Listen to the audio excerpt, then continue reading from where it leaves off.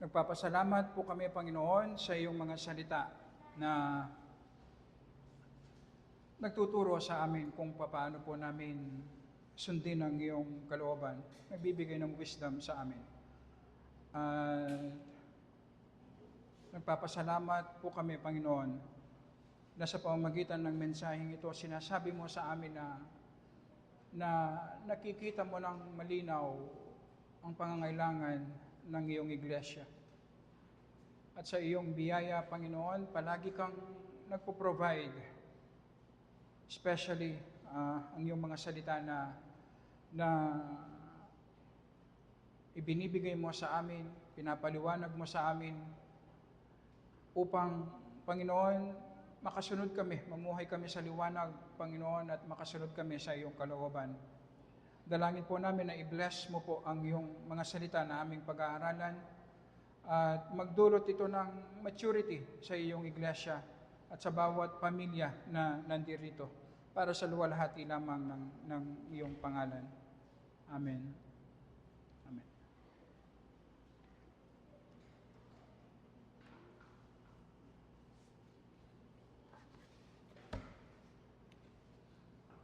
Nasa huling parte na po tayo ng pag-aaral natin sa buhay ni Abraham.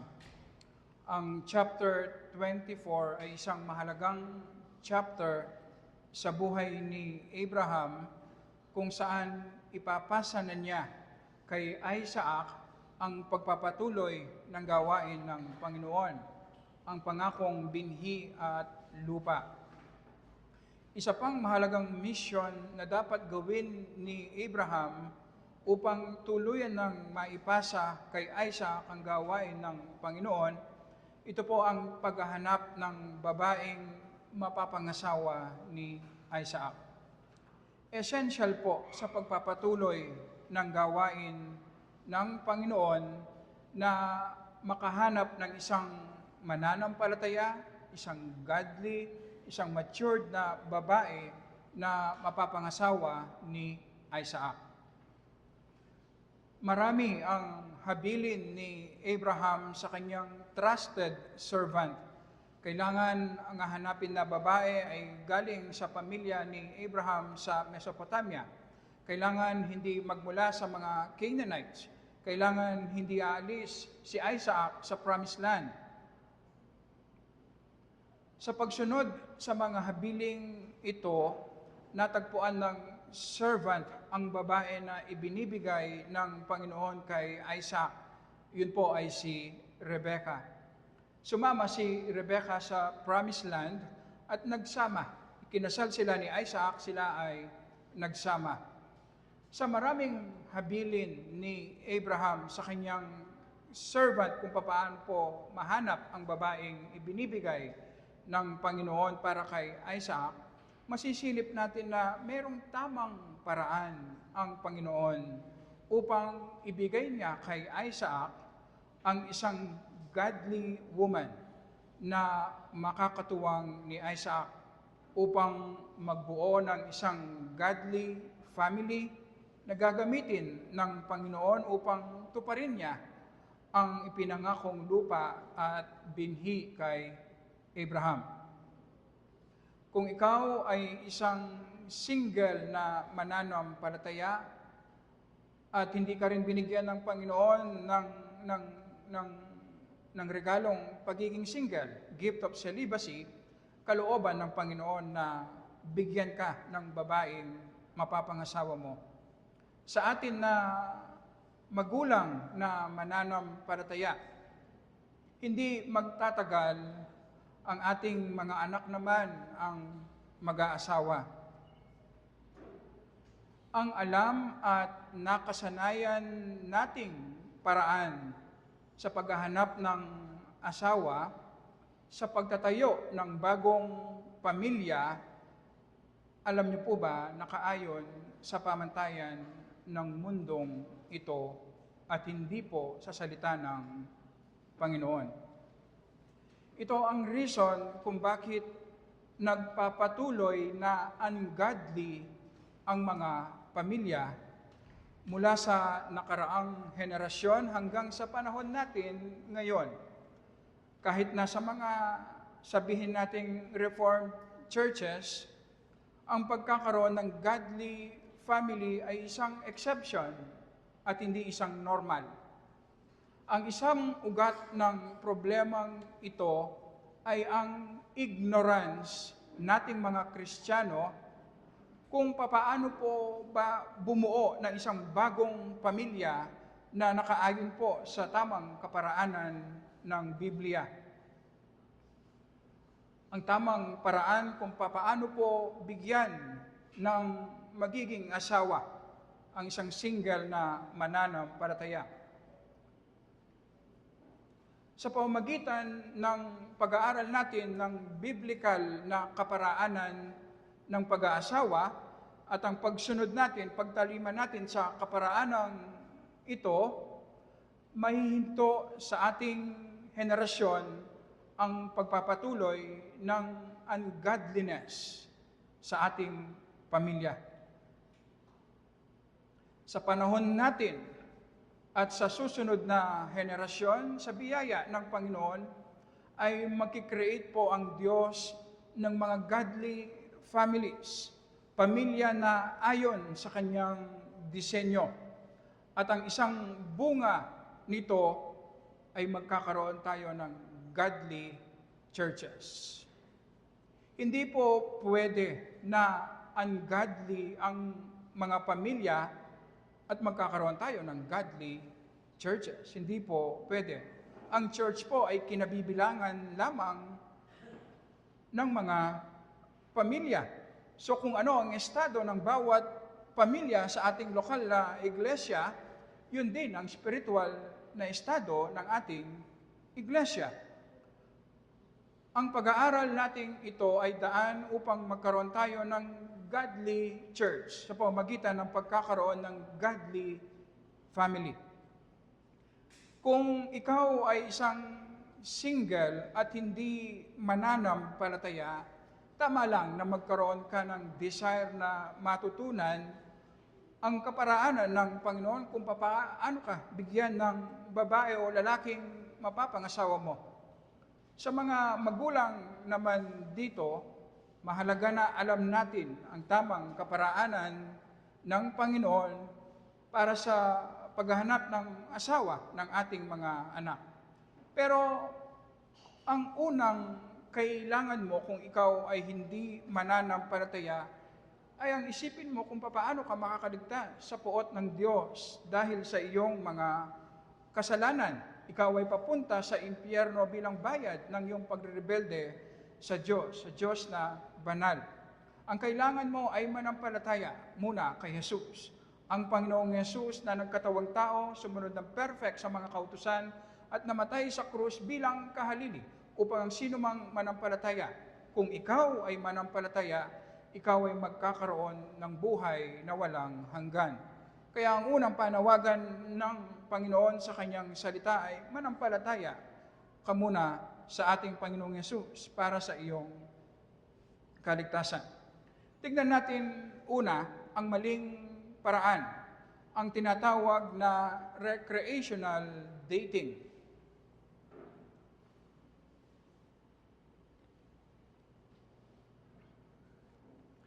Ito ang ating alam na paraan at ito ang ina-assume natin na tamang paraan. Pero ang paraang ito ay nakaayon sa kaparaanan ng mundong ito. Wala tayong ibang alam na paraan.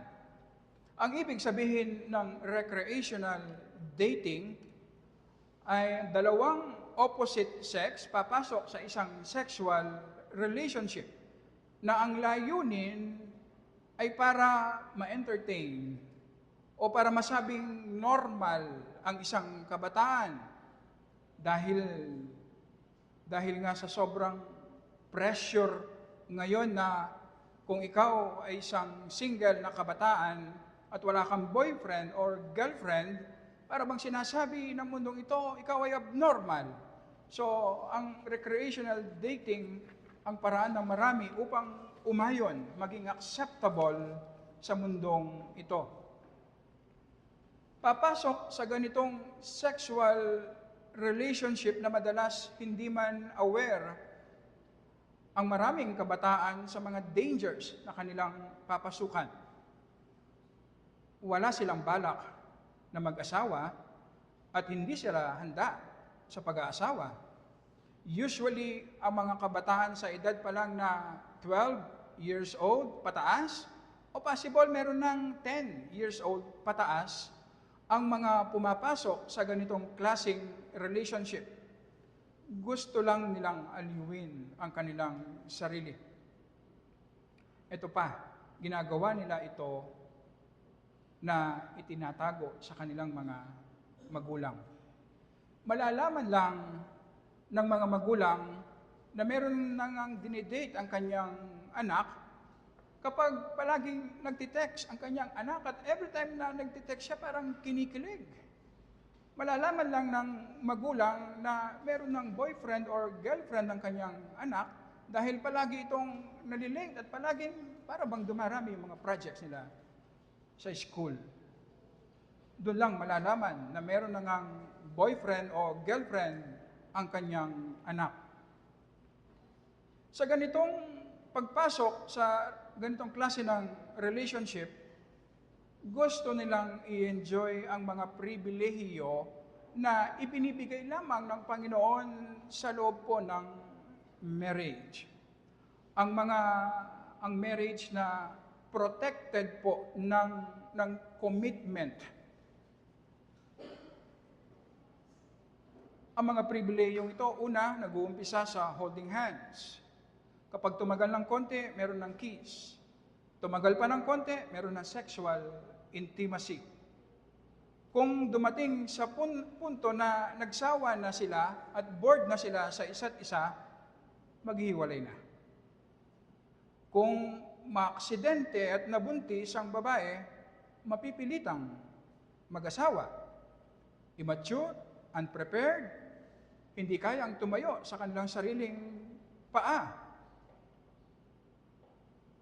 Sa ganitong paraan, nabubuo ang maraming pamilya.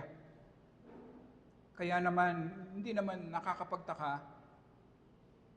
karamihan ng mga kabataan ngayon ay distorted ang kanilang buhay dahil nanggagaling sila sa distorted na pamilya. Magbigay tayo ng isang example. Naisip ko lang si Bea Alonso at ang mga information ito ay galing po, public knowledge, galing sa internet. Alam niyo po ba, nag-umpisang magkaroon ng boyfriend si Bea Alonso noong 2002, si Miko Palangka. At dahil hindi daw magkaintindihan, naghiwalay noong 2008. At noong ding 2008, nakadate niya si Jake Cuenca. Hindi natuloy yung relationship, kaya nag-decide na magkaibigan na lang.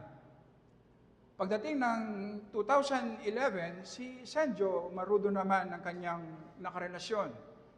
At noong 2016, more than 5 years na relationship, naghiwalay sila dahil wala daw oras sa isa't isa.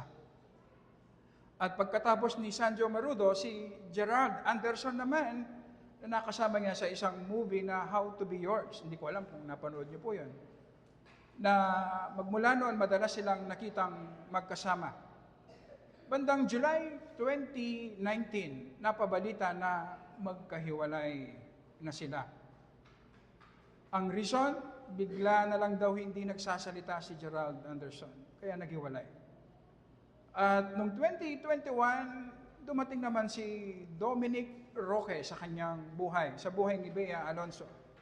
At gusto nilang maging private ang kanilang relationship.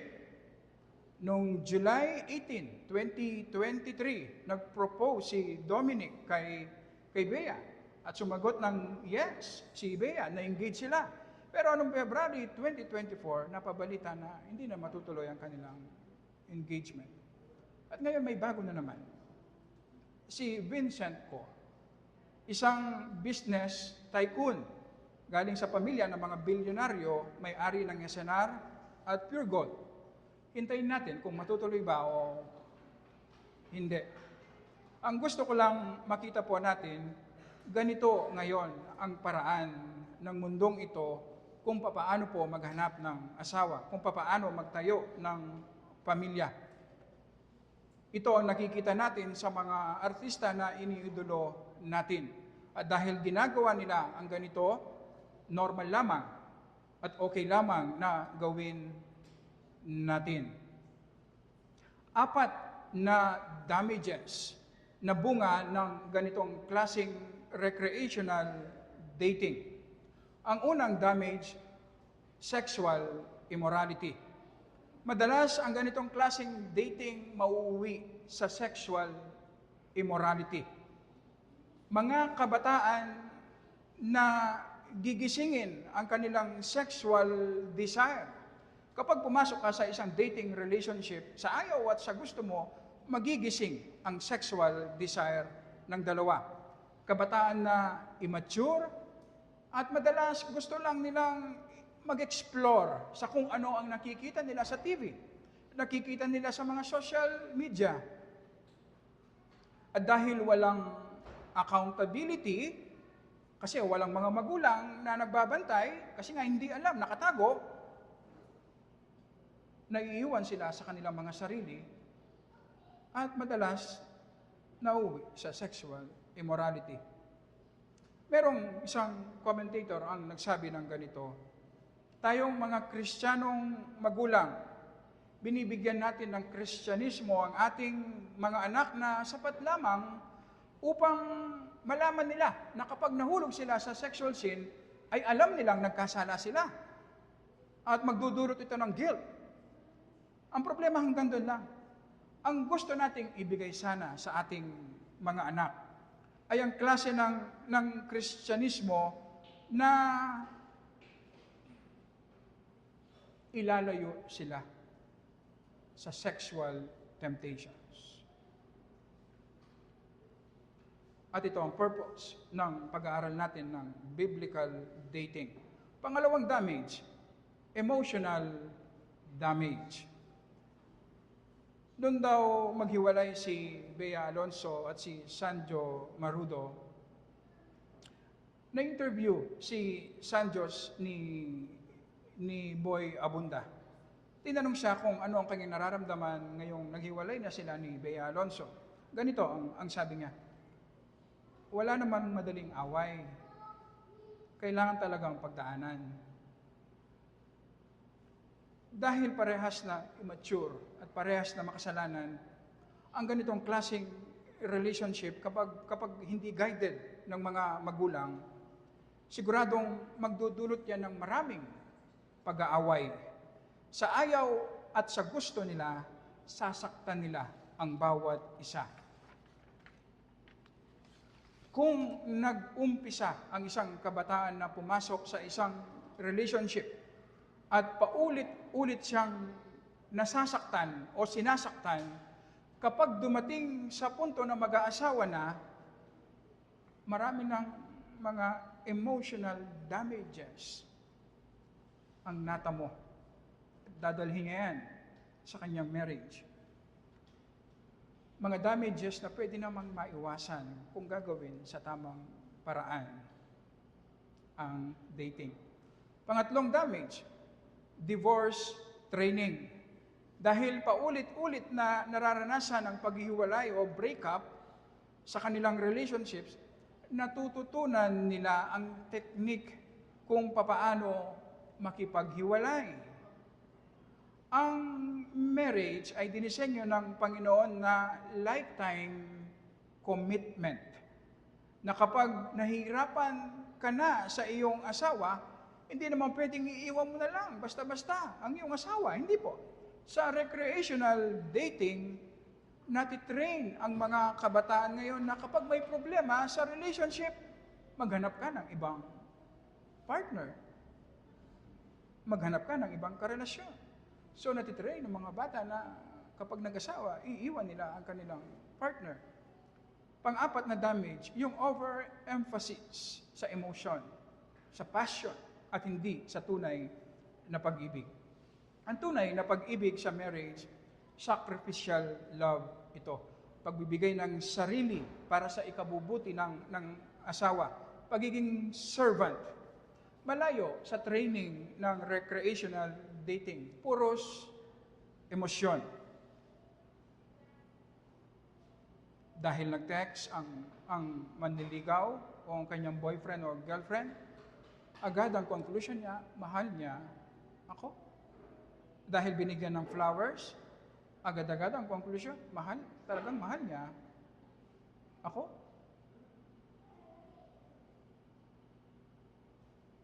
Kapag naman hindi binigyan ng regalo, agad-agad magagalit. Sasabihin, hindi mo ako tunay na mahal. Puros emosyon na sinasabing pag-ibig. Kaya kapag nag-asawa na at wala na yung kilig, iniisip nila, baka hindi talaga tayo para sa isa't isa. Baka nagkamali tayo. Ganito po ang nangyayari. Nasisira ang maraming kabataan dahil sa maling kaparaanan ng paghahanap ng mapapangasawa o paraan kung paano bumuo ng pamilya. Tignan natin, paano ba ang biblical na dating, ang biblical na paghahanap ng mapapangasawa?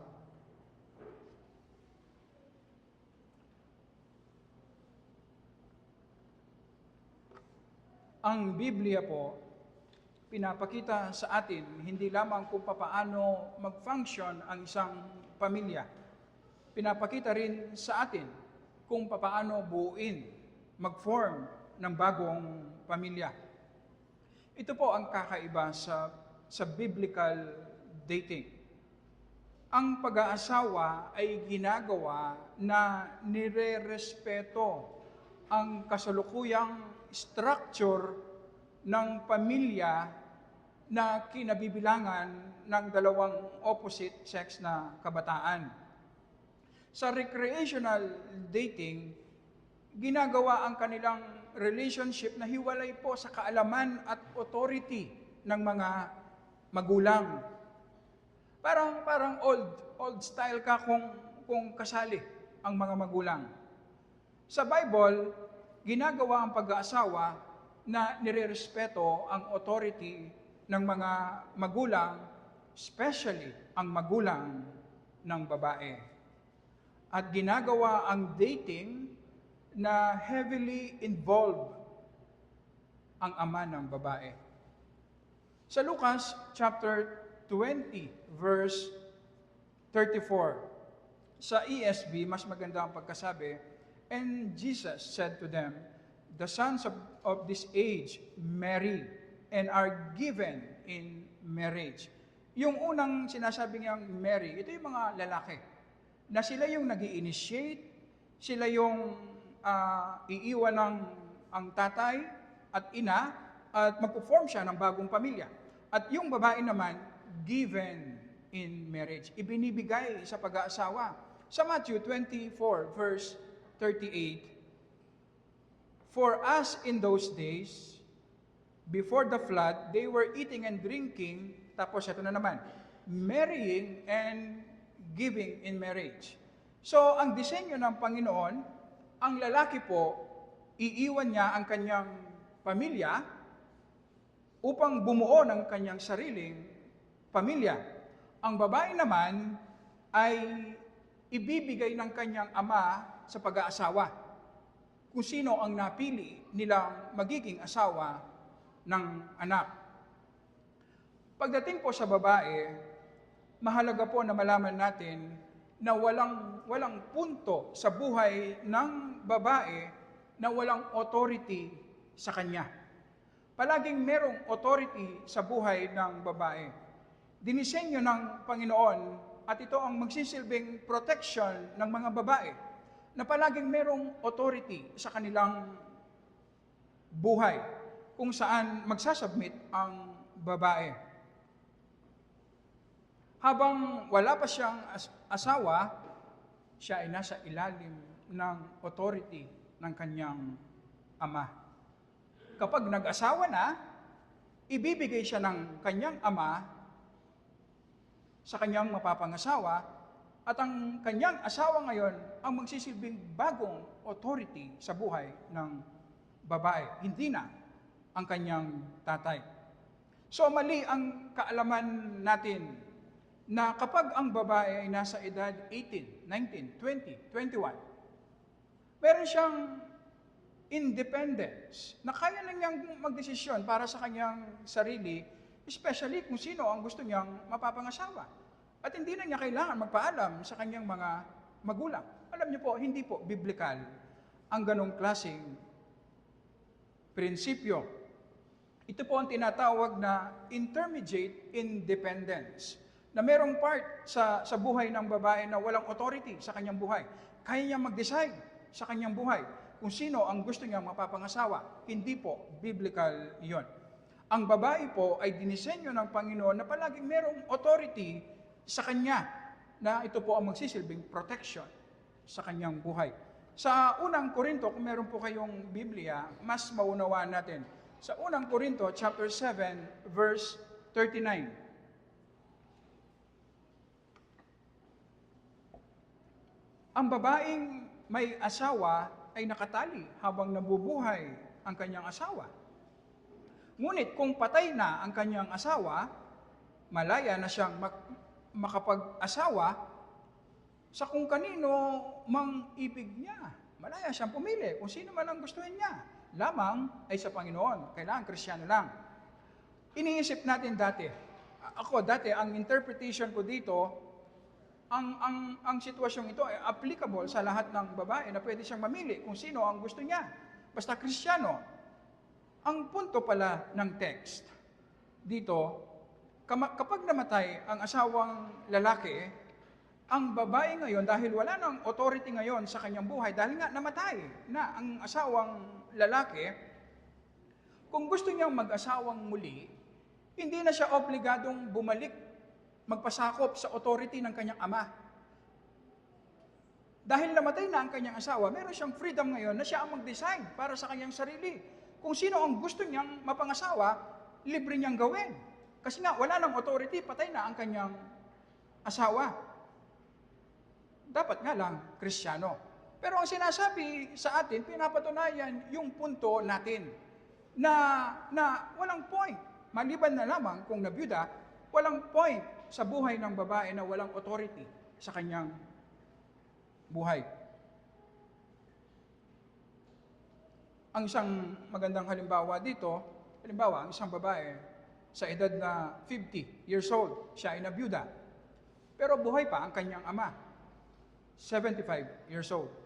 Ang sinasabi lang ni Pablo, hindi na siya kailangang magpaalam sa kanyang ama kung sino ang kanyang pipiliin at mapapangasawa.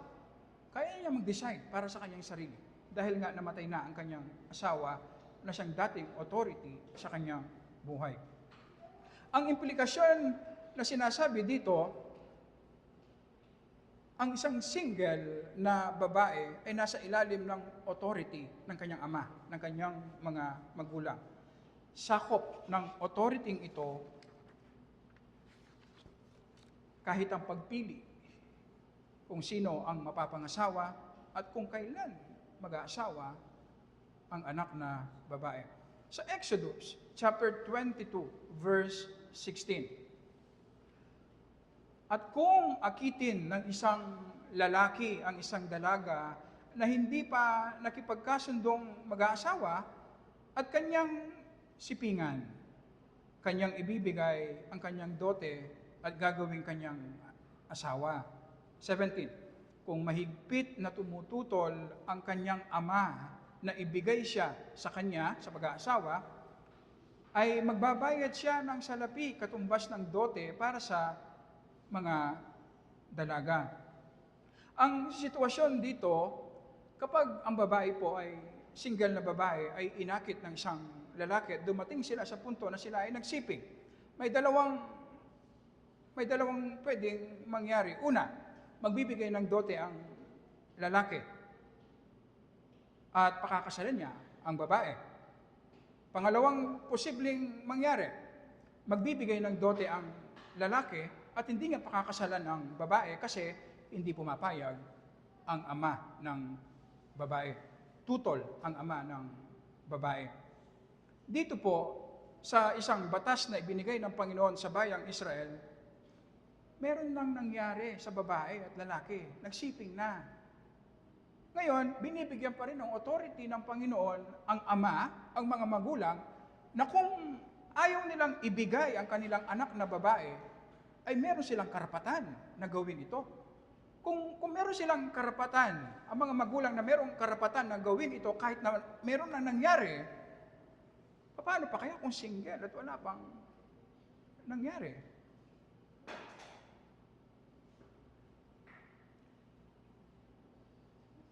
Pagdating sa lalaki, sinasabi sa Genesis chapter 2, verse 24, kaya't iniiwan ng lalaki ang kanyang ama at ang kanyang ina at pumipisan sa kanyang asawa at sila'y nagiging isang laman. Ang lalaki po, kapag nasa tamang edad na, ibig sabihin, meron ng certain level of maturity. Ang ibig sabihin, kaya na niyang mag-lead ng isang pamilya.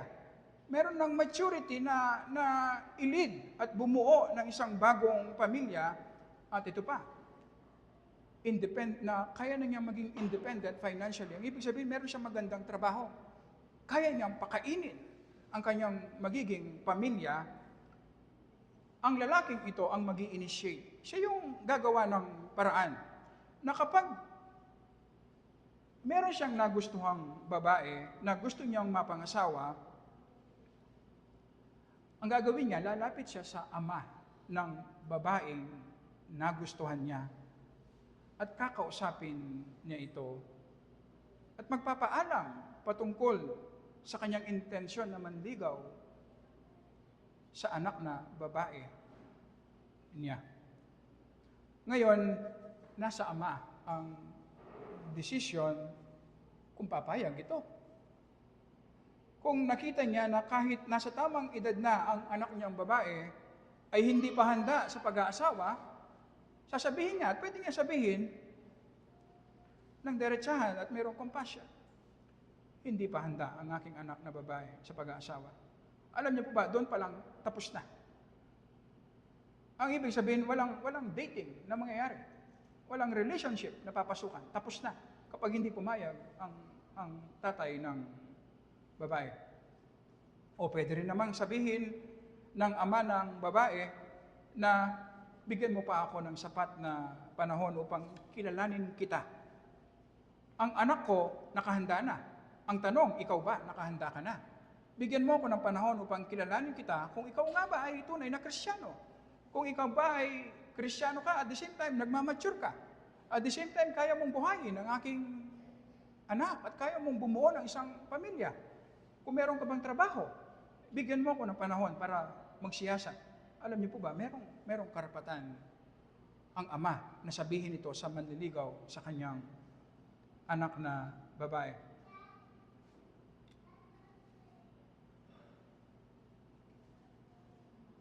At kung pumayag man ang ama na napatunayan niyang meron ng maturity, Kristiyano, merong maturity, at able siya financially na bumuo ng pamilya, alam niyo po ba, ang dating, mangyayari yan kasama yung mga magulang. Ang dating mangyayari na highly o heavily involved ang mga magulang. Kasi yung mga magulang, especially magulang ng babae, chine-check, ina-assess yung lalaki. Kung siya nga ba yung nararapat para sa kanyang anak na babae. At kung ang tanong sa atin, pwede ba silang mag-date na sila lang dalawa? Kung papayag yung ama ng babae. At sa wisdom ng ama ng babae, kapag nakita niya pwede pagkatiwalaan yung lalaking nanliligaw sa kanyang anak, pwede niyang i-allow na mag-date lang sila na silang dalawa lang. Pero yun, nakabase sa wisdom ng ama ng babae. Proteksyon ng Panginoon ang ganitong disenyo. Hindi po kamukha sa recreational dating na yung babae at lalaki lang ang nagdi-design para sa kanilang sarili. At madalas dahil immature, bata pa lang, ang mga desisyon na kanilang gagawin ay nakabase lang sa kanilang emosyon, sa kanilang gusto. Hindi po kamukha kapag involved ang mga magulang, merong wisdom at protection ang mga kabataan. Kapag dumating sa punto na ang lalaki ay napatunayan na niya ang kanyang sarili sa ama ng babae, magpapaalam ang ama. Magpapaalam ang lalaki sa ama ng babae na kung po pwede, sila ay mag-aasawa na. Kapag satisfied na ang ama ng babae na Kristiyano nga at matured at kaya nilang tumayo sa kanilang sariling mga paa, ibibigay na niya ang kanyang anak na babae. At doon pa lang magaganap ang kasalan. Question. Kapag ang gusto ng ama para sa kanyang anak na babae ay ayaw naman ng anak na babae, walang pag-uusapan. Ang ibig sabihin, walang relationship na mangyayari. Pero ang tanong ganito, kapag naman ang anak na babae ay merong gusto na lalaki, pero ayaw naman ng ama, ano ang mangyayari? Masusunod pa rin ang ama. Pero dito pumapasok ang relationship ng ama sa kanyang mga anak, sa kung papaano niya pinalaki ang kanyang mga anak. Kung napatunayan ng ama na sa maraming pagkakataon merong wisdom at maturity sa kanyang mga decision sa loob ng tahanan, hindi mahirap para sa anak na babae na magtiwala sa kanyang ama. Pero kung nakita niya sa maraming pagkakataon, hindi alam ng kanyang ama ang kanyang ginagawa, magi-struggle ng matindi ang anak na babae. Magiging mahirap ang submission. At dito pumapasok ang tinatawag na paghahanda sa ating mga anak habang sila ay bata. Inahanda na natin sila sa pag-aasawa. At alam niyo po ba, magkaiba yung preparation pagdating sa lalaki at pagdating sa babae. Magkaiba. Ang lalaki, iniiwan niya ang kanyang nanay at tatay upang bumuo, mag-lead ng sariling pamilya. Ang babae naman, ibibigay siya ng kanyang tatay upang mag-submit sa kanyang asawang lalaki. So magkaiba yung training. Tingnan muna natin, mabilis lang natin titignan, paghahanda sa anak na lalaki.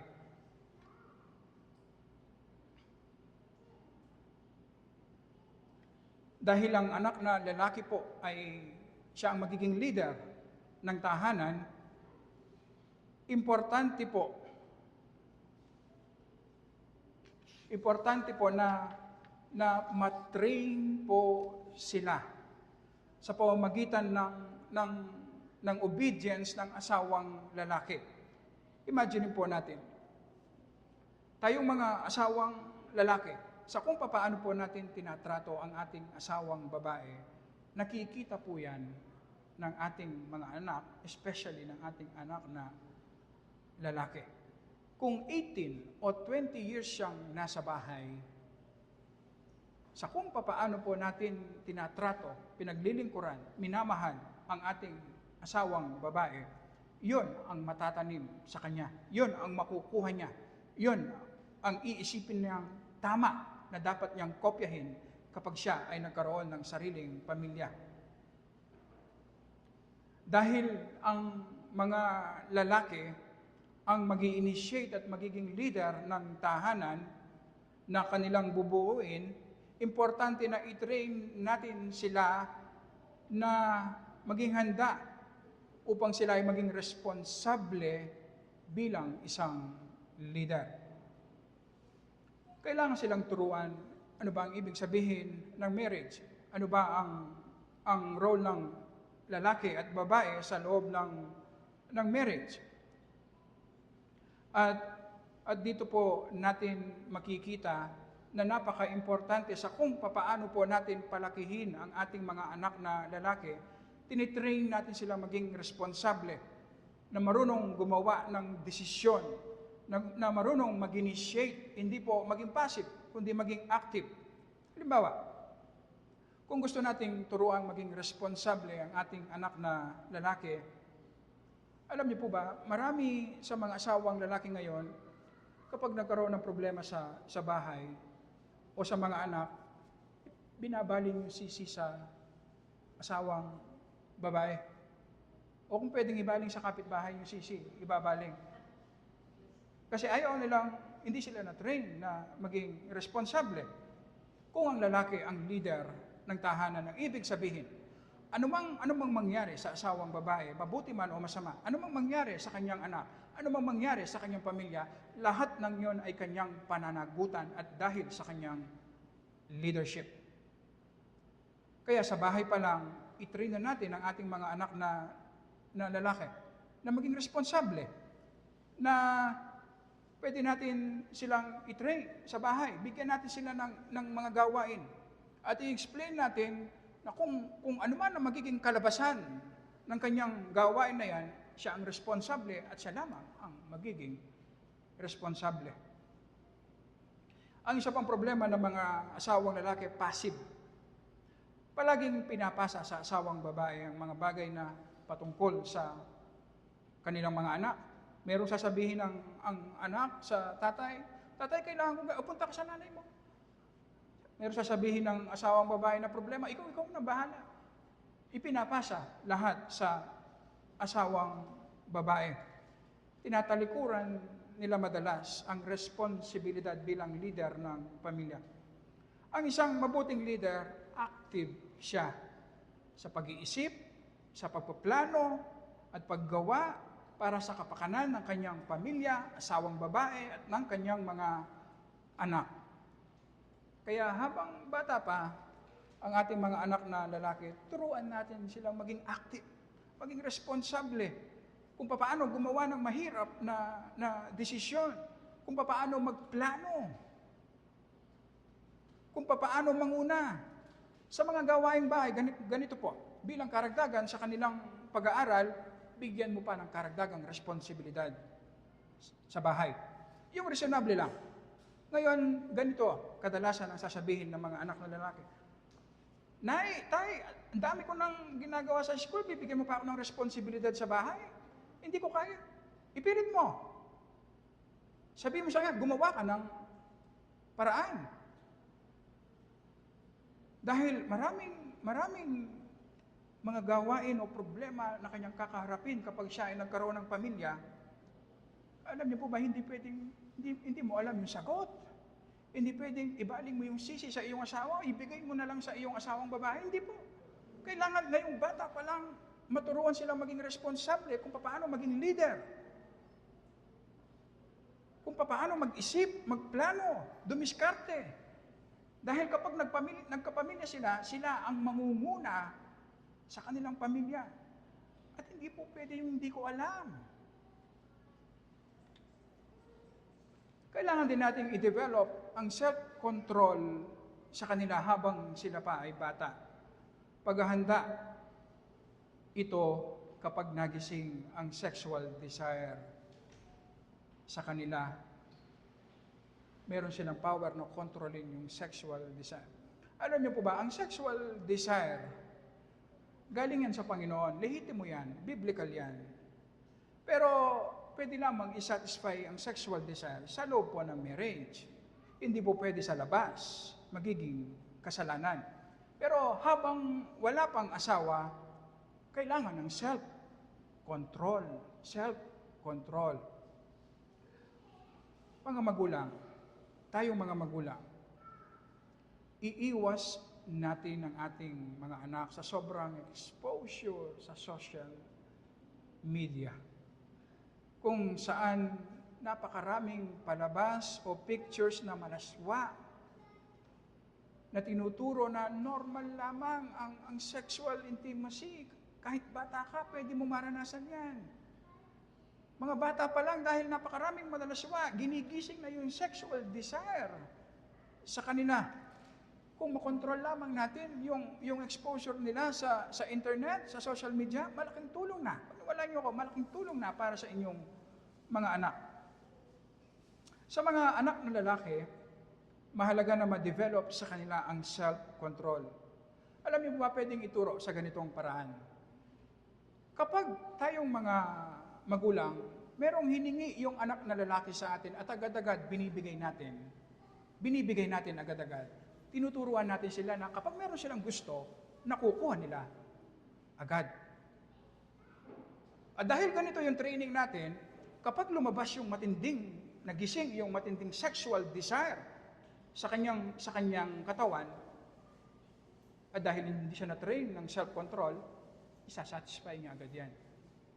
At kapag nagkaroon siya ng relationship, agad-agad, mahuhulog yan sa sexual immorality. Hindi ba maganda habang bata sila? Halimbawa, pwede naman siyang kumain ng ice cream at gustong-gusto niyang kumain ng ice cream. At dahil gusto mo siyang i-train ng self-control, anak, pwede kang kumain ng ice cream ngayon, walang masama, pwede kong ibigay. Pero gusto ko tang turuan ng self-control, na makontrol mo ang iyong appetite. Pwedeng bukas na lang, o kaya sa makalawa ka na lang kakain ng ice cream. Magagalit yan, iiyak yan. Okay lang, i-explain mo. Importante, ma-develop yung self-control. At kapag ginagawa natin yan, tinitrain natin sila na hindi lahat ng gusto nila nakukuha nila. At kapag dumating sa point na tumanda sila, magising yung sexual desire, at naturuan sila na ang sexual desire sinasatisfy sa loob ng pamilya, makokontrol nila ang kanilang sarili. Magkaiba ang paghahanda sa mga anak na babae. Sa mga asawang babae, mahalaga na makita sa inyo ang inyong respeto at submission sa inyong asawang lalaki. Dahil yan ang paraan ninyo na ituro ninyo sa inyong mga anak na babae na kapag nag-asawa kayo, ganyan din ang dapat na trato nyo sa inyong magiging asawa. Submission, respect. Kay Attorney Ignente, kay Pastor Ignente ko ito na narinig, sabi niya, iniisip ng mga asawang babae kung hindi sila magsasubmit sa kanilang asawang lalaki ay magiging okay ang kanilang buhay. Nagtataka sila na bakit yung kanyang anak na babae ay hindi siya nirerespeto. Kasi nakita ng bata na yung nanay niya hindi nirerespeto ang kanyang tatay. Na iniisip niya, yun ang tamang paraan ng pagtrato niya sa kanyang nanay. So ang ibig sabihin, magbabackfire sa inyo kung hindi ninyo gagawin yung disenyo ng Panginoon. Ang mismong mga anak ninyo, hindi kayo rerespetuhin dahil yan ang nakikita nila sa inyo na pagtrato nyo sa inyong asawang lalaki. So napaka-importante ng ating example sa loob ng bahay. Pagdating po sa mga babae, anak na babae, malinaw ang sinasabi ng Biblia sa unang Timoteo chapter 2 verse 9. Dapat magdamit ng may kahinhinan, na angkop at hindi mahalay. Alam niyo po ba, tama lang. Huwag tayong pumunta naman sa extreme. Tama at base sa disenyo ng Panginoon sa atin na ang isang babae ay magdamit upang maging maganda siya. Wala pong actually, yun ang tama. Meron ding mali kapag ang isang babae hindi marunong magdamit na maayos. Halimbawa, hindi ba, sinasabi sa ating pag-aaral kay Sarah, sinasabi ng Bible, maganda si Sarah. Sinasabi din si Rebecca, maganda. Ang ibig sabihin po, normal po, part ng creation ng Diyos sa isang babae, na gusto niyang magbihis ng tama upang siya ay magmukhang maganda. Walang problema doon, upang maging attractive siya. Ang masama, ganito, yung kagustuhan ng babae na maging seductive siya, ang itsura niya, maging seductive. Yung pagnasaan siya ng ibang lalaki, yun po ang mali. Mga magulang, importante na alam natin na dinisenyo ng Panginoon ang mga lalaki, yung mga lalaki, tayo yung nagdi-desire sa pamamagitan ng ating nakikita ng mata. Yung babae naman, base sa disenyo ng Panginoon, gustong-gusto nila yung dinidesire. Ganon ang disenyo ng Panginoon. So merong normal, legitimate at biblical desire na maging maganda.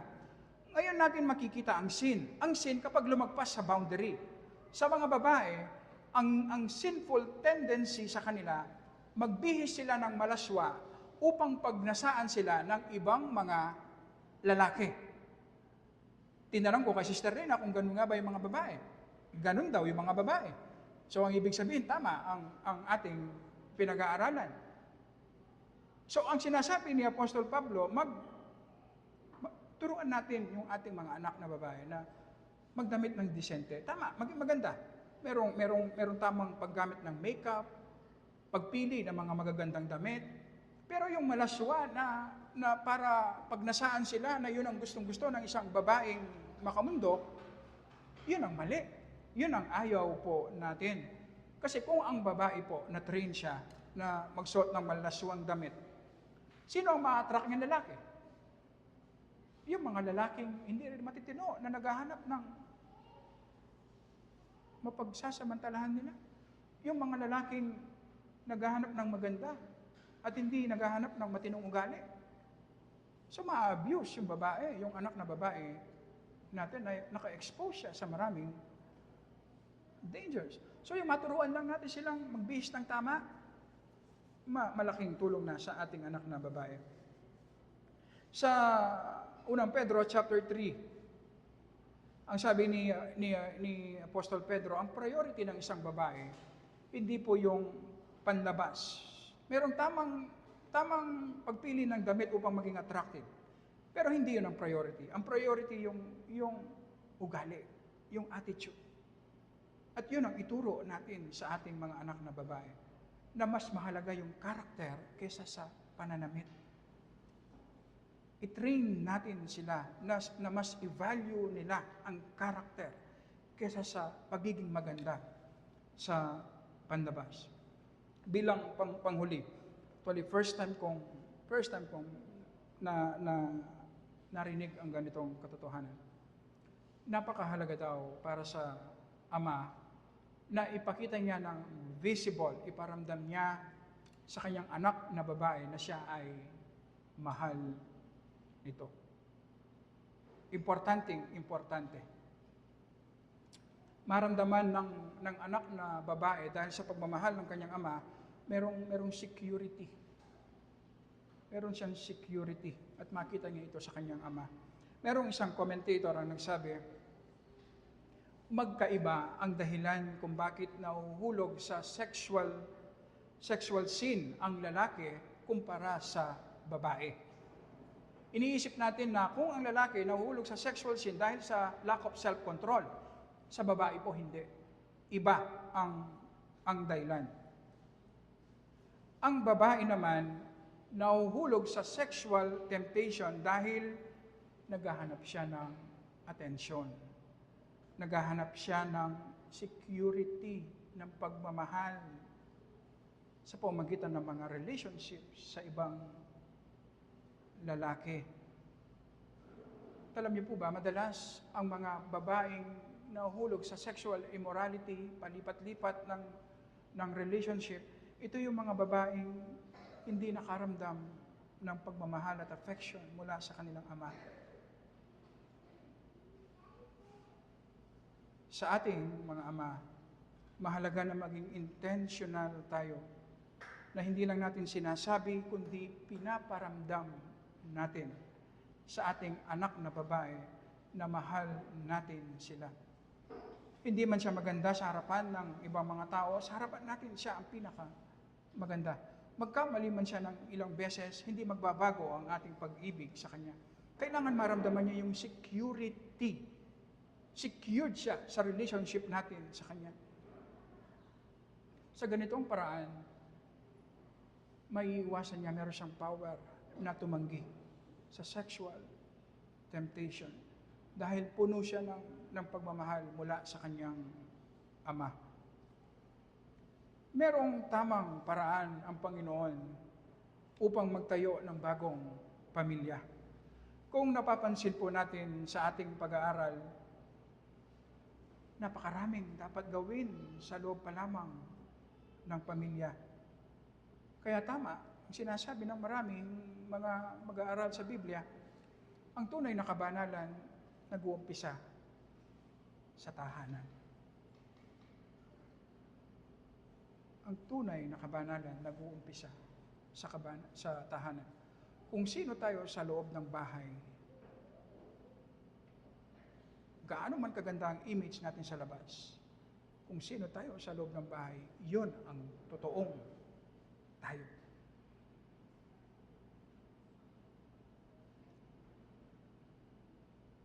Binibigyan natin ng maraming oras ang mga bagay sa labas, trabaho, ang church, pero napapabayaan natin ang ating pamilya.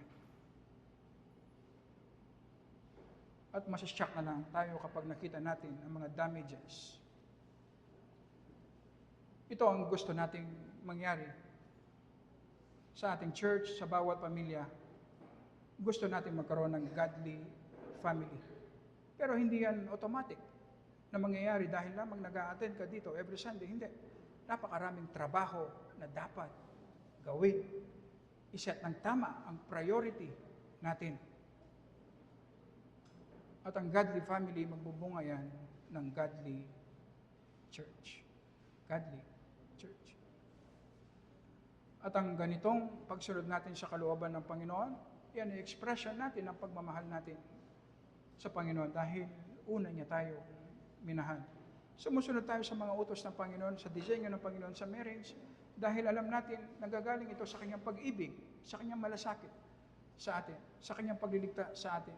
At bilang tugon, susunod tayo at magtitiwala sa disenyo ng Panginoon kung papaano bumuo ng bagong pamilya. Tayo po ay manalangin. Salamat po, Panginoon, sa iyong mga salita. Ikaw po ang mag-bless mga ito, Panginoon. Paliwanag mo po sa amin. Mag-minister ka sa bawat isa sa amin.